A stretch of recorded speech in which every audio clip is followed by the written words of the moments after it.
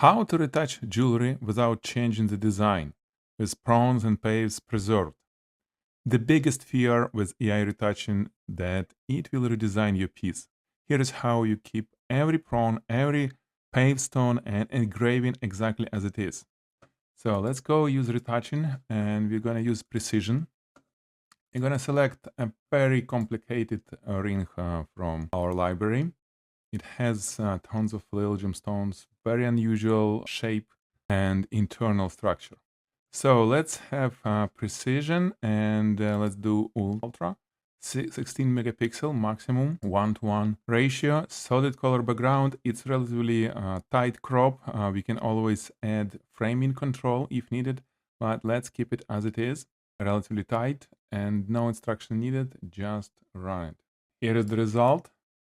Ring is perfectly preserved, completely retouched. Every little piece is on the place, nothing have changed. And if we switch to full resolution, we see how much resolution we have. It's full 16 megapixel image ready in less than 1 minute. You download it and use it in your store.